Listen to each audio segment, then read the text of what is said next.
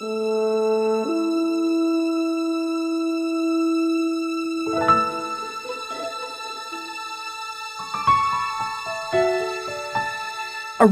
known for its mineral baths and curative waters, Saratoga Springs was a haven for high-powered players to escape busy city life.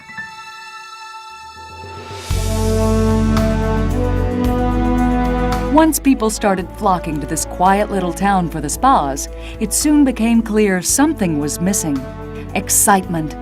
In 1863, excitement came to Saratoga in the form of a thoroughbred racetrack, and soon Saratoga was known to all as the place to be.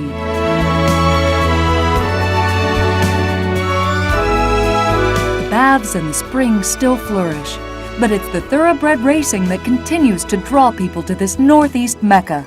And the auction house, Fasig-Tipton, a specialist in the sale of thoroughbred racehorses, is no exception.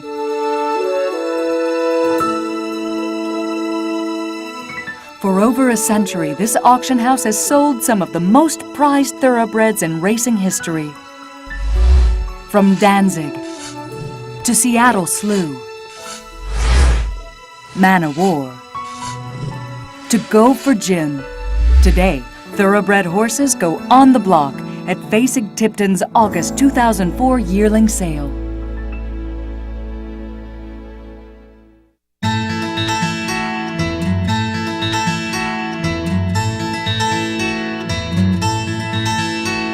Fasig-Tipton's an unusual name. It surprises a lot of people when we tell them the origins. The company was founded in 1898 by two gentlemen, William Fasig and Edward Tipton, and they started their first auctions in New York City at Madison Square Gardens in 1898.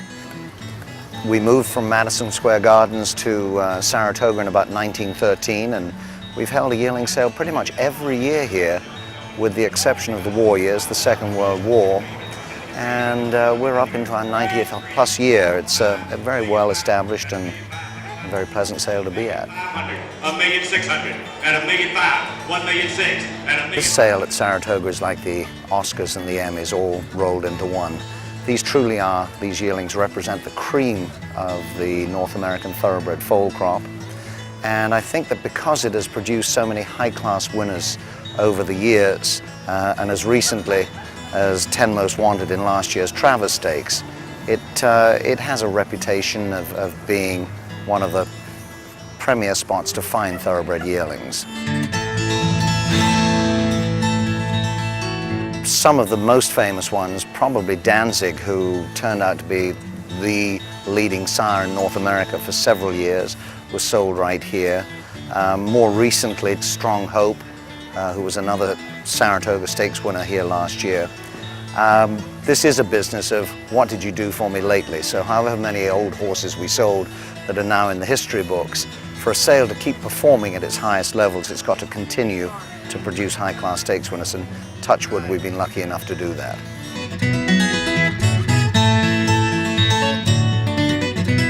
One of the prime advantages to me for Saratoga is the proximity of probably the finest racetrack in the country at Saratoga, which is our neighbor by a few hundred yards. And the excitement of seeing your horse win here, whether you've bought it at this particular sale or not, once you've felt that experience of winning at Saratoga, there's no question that you're going to come back here more charged with energy and hopefully more ability to pay those big bucks to buy another winner here. Not every sale is lucky enough to have a racetrack close by it. The special thing about Saratoga is its tradition. It's been here a long, long time. It's the fact that people are very relaxed here. They've come here for the racing and for the holidays. But at the same time, this is the pinnacle of the thoroughbred sales industry. So those factors all combine to make it a very special place to buy thoroughbreds.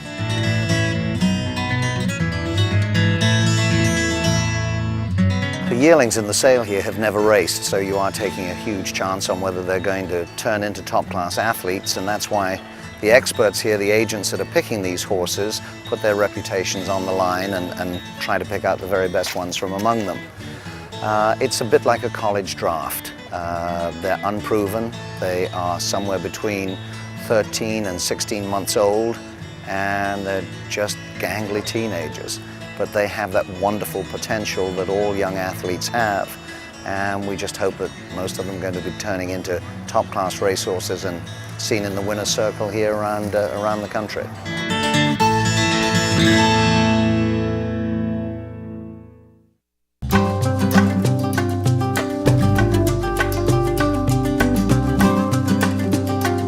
This is hip number 51. Her sire is Silver Deputy. Her mother is a mare called SS Miracle, and in the horse business we call the mother the dam. SS Miracle's father is a horse called Seattle Slew, who I think everybody will know.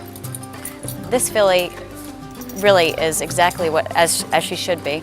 Her color is the same color as Seattle Slew, just that plain bay. Her balance and her shape indicate a lot about her sire, Silver Deputy. She would be called sort of average size, a lot of quality, very, very well balanced. You know, as you look at her, she's got great angles. The way you want a horse to look, you're trying to draw some lines through the horse's body. You want them to be balanced in thirds. So the first third of the horse would be from the shoulder down to the belly line. The middle third is her back, and then the last part is from the point of her hip to the back, right here. So you want the angles. There's a line drawn through the point of her shoulder. It comes up like this. There's a line drawn through the point of her hip. From here to here, goes up like this. What you really want in a perfectly balanced horse are the two lines to meet in a triangle directly above her back in the center. And she's a very, very good example of that. You know, very, very well balanced. Really, you can tell, you know, when you're walking around a professional basketball arena or anywhere, football, whatever, you know, the people are balanced, they have a good way of moving. You tend to recognize athletes. And this filly is a very good example of that, you know, both in her balance.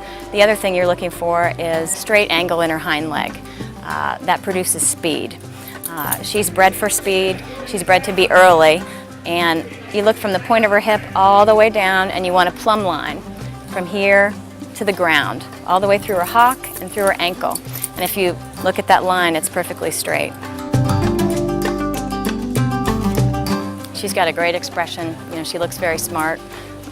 That's part of the equation. You want them to be intelligent enough to understand the training and what they're expected to do. The horses that come out of this sale that are purchased as yearlings, the normal process would be for them to go to a breaking farm in the next month or so, and they would get broken to tack and to the rider. So basically they just get accustomed to the saddle, the bridle, the weight of the rider. They learn how to walk, trot, and canter, and they'll spend, you know, at least 3 months just playing around on the farm with them. And it takes quite a while for them to get comfortable to the point where they're going to go to the racetrack. So even at the very earliest, you wouldn't expect this filly to run until next April, you know, 2005, and that would be the very earliest. You know, some of the horses won't run until they're 3. The actual training process and just physical process they have to go through takes quite a while. So these folks are really making an investment for the future. At 175 to go 200, 225, 200 to go 25, 50 now with 250, 260. I have high hopes for her. We picked her out on the farm back in February. As far as, you know, this is a client that is a big commercial breeder, and he has a lot of horses, and he decided to send just this one here. So hopefully she's the top of his crop.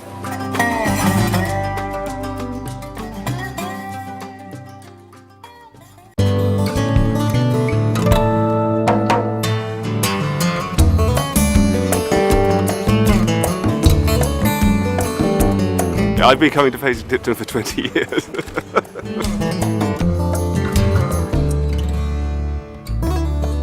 I go to them all, but this is a wonderful sale because there's a small number of very nice horses. It's always hard to make up one's mind because there are so many nice horses.